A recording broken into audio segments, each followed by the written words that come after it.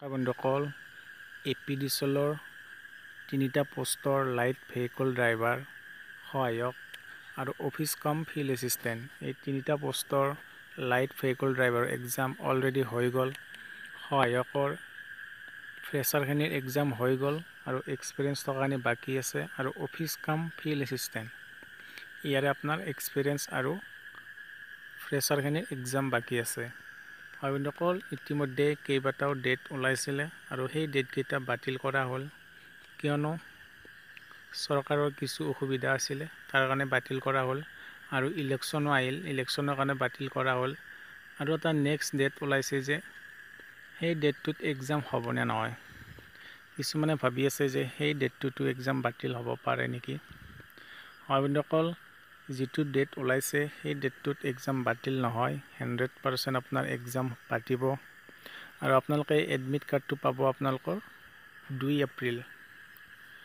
আপোনালোকে এই দুটা পোষ্টৰ কাৰণে আপোনালোকে সহায়ক এক্সপিৰিয়েঞ্চ টকাখিনি আৰু আপোনাৰ অফিচ কাম ফিল্ড এছিষ্টেণ্ট এই দুটা পোষ্টৰ আপোনালোকে 2 এপ্ৰিলৰ পৰা আপুনি এডমিট কাৰ্ডখন ডাউনলোড কৰিব পাৰিব। আৰু এইবাৰ আপোনাৰ এক্সামটো ফিক্স কৰা হৈছে, কিয়নো ইলেকশ্যনৰ কাম কাজবিলাক সকলো শেষ হৈ যাব। আৰু তাৰ কাৰণে আপুনি এপিডিচিএলৰ অফিচিয়েল ৱেবছাইটটো চেক কৰি থাকিব লাগিব। আপুনি যিকোনো এটা ব্ৰাউজাৰত গৈ apdcl.government.in এইটো চাৰ্চ কৰি দিব। তাত আপুনি এপিডিচিএলৰ সকলোবিলাক এডমিট কাৰ্ড, এক্সাম ডেট সকলোবিলাক পাই যাব। আৰু মই ডেছক্ৰিপশ্যনত লিংকটো দি দিম, তাত গৈ আপুনি চেক কৰি থাকিব পাৰিব। আৰু আপোনালোকৰ যিটো এক্সাম হ'ব এই এক্সামটো আপোনালোকৰ OMR বেছড হ'ব, মানে আপোনালোকৰ অফলাইন এক্সাম হ'ব।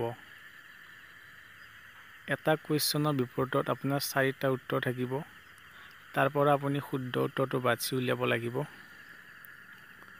আৰু আপোনাক OMR শ্বীট এখন দিয়া হ'ব, তাত আপুনি roll number, series number, booklet number এইবিলাক আপুনি শুদ্ধকৈ লিখিব লাগিব। যদি আপুনি OMR শ্বীটখন ফিল আপ কৰোঁতে কিবা ভুল কৰে তেতিয়াহ'লে আপোনাৰ ৰিজেক্ট হৈ যাব। তাৰপিছত আছে আপোনাৰ এক্সাম ডেট। এক্সাম ডেটটো আপুনি ইয়াতে দেখা পাইছে যে অফিচ কাম ফিল্ড এছিষ্টেণ্ট 28 এপ্ৰিল আৰু সহায়ক 28 এপ্ৰিল। এই এটা ডেটতে আপোনাৰ এই দুটা এক্সাম চলিব।